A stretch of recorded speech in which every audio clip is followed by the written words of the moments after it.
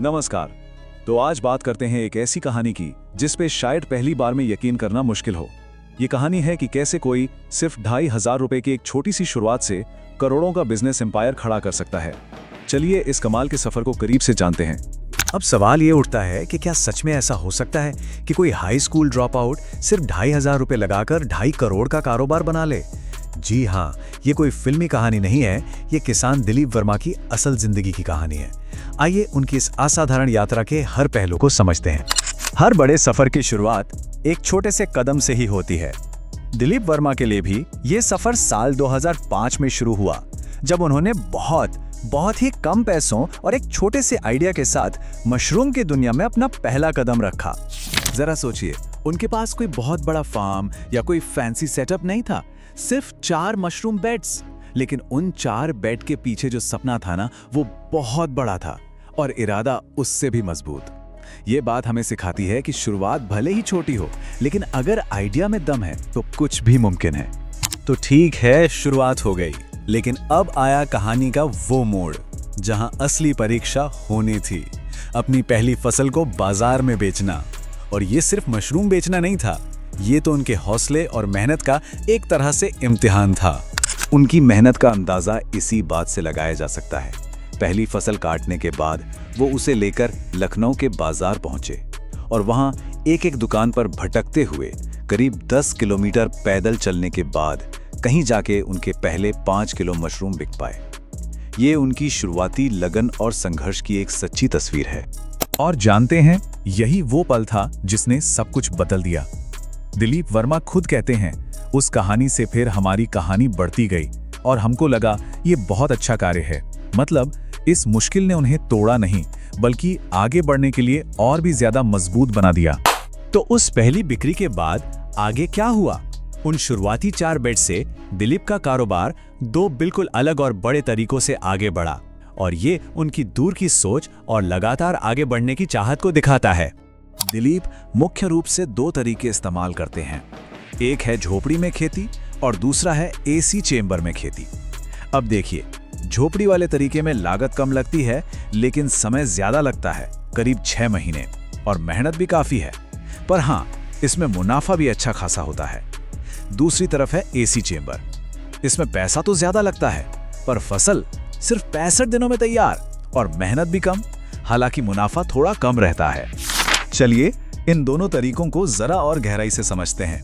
झोपड़ी वाले मेथड में लागत कम है, करीब 1.5 लाख के आसपास, और मुनाफा लगभग दुगना हो सकता है, पर इसमें लगभग 6 महीने का इंतजार करना पड़ता है। वहीं एसी चैम्बर में लागत तो ज्यादा है, लेकिन फसल सिर्फ 65 दिनों में हाथ में आ जाती है। और क्वालिटी, क्योंकि टेम्परेचर कंट्रोल में रहता है, तो क्वालिटी एकदम बेहतरीन होती है, इतनी अच्छी कि एक्सपोर्ट भी की जा सके। तो इन तरीकों ने दिलीप को कहां तक पहुंचाया? चलिए अब उन आंकड़ों पर एक नजर डालते हैं जो उनकी कामयाबी की कहानी बताते हैं। जरा सोचिए, पीक सीजन में उनका फार्म हर दिन, जी हां हर दिन, 3 से 4 टन मशरूम पैदा करता है। ये कमाल की बात है कि कैसे एक छोटी सी शुरुआत इतने बड़े प्रोडक्शन तक पहुंच गई। और ये कामयाबी सिर्फ उनकी अपनी नहीं है। दिलीप वर्मा ने अपने फार्म पर करीब 50 लोगों को रोजगार भी दिया है। मतलब वो सिर्फ एक सफल बिजनेसमैन नहीं, बल्कि अपने इलाके के लिए एक सहारा भी बन गए हैं। अब इतने बड़े लेवल पे काम करने का मतलब है कि खर्चे भी बड़े होंगे। उनका सालाना ऑपरेशन का खर्चा ही करीब 1.5 करोड़ रुपए है। इससे पता चलता है कि इस बिजनेस को चलाना कितना बड़ा और चुनौतीपूर्ण काम है।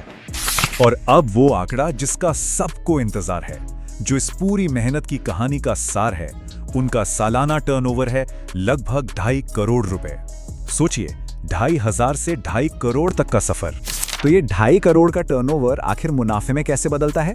देखिए, इसमें से करीब 1.5 करोड़ यानी 60% तो लागत में ही निकल जाता है। लेकिन उसके बाद भी सिर्फ मशरूम से ही उन्हें हर साल 60 से 70 लाख का नेट प्रॉफिट होता है। और कहानी यहीं खत्म नहीं होती। वो मशरूम की बची हुई खाद से सब्जियां उगाकर लगभग 8 लाख रुपए और कमा लेते हैं। है ना ये एक जबरदस्त बिजनेस मॉडल? लेकिन ये कहानी सिर्फ पैसों और आंकड़ों की नहीं है, बिल्कुल नहीं। इसके पीछे एक बहुत मजबूत सोच और कई जरूरी सबक छुपे हैं। तो चलिए अब दिलीप वर्मा की सफलता के पीछे की फिलॉसफी को समझते हैं। दिलीप की सफलता का जो राज है वो है प्रैक्टिकल ट्रेनिंग। उनका मानना है कि असली ज्ञान किताबों से नहीं आता, वो आता है खेतों में उतरकर काम करने से, गलतियां करने से और फिर उन गलतियों से सीखकर खुद को बेहतर बनाने से। उनके पास कोई बड़ी डिग्री नहीं है, लेकिन अनुभव का जो खजाना है वो अनमोल है। तो जो लोग इस फील्ड में आना चाहते हैं, उनके लिए दिलीप की सलाह बहुत ही सीधी और सच्ची है। वो कहते हैं, सिर्फ किताबी ज्ञान के भरोसे मत रहो। किसी चलते फिरते फार्म पर जाओ और कम से कम 25 दिन वहां बिताओ। काम को देखो, समझो और खुद करो। उनका मानना है कि अगर मेहनत करने का जज्बा है तो कोई भी ये काम कर सकता है और शायद उनसे भी बेहतर कर सकता है। इस कामयाबी के पीछे कितना बड़ा त्याग और समर्पण है, ये बात उनके इस एक वाक्य से समझ आ जाती है। वो कहते हैं, मैंने लगभग 20 साल से छुट्टी नहीं ली है।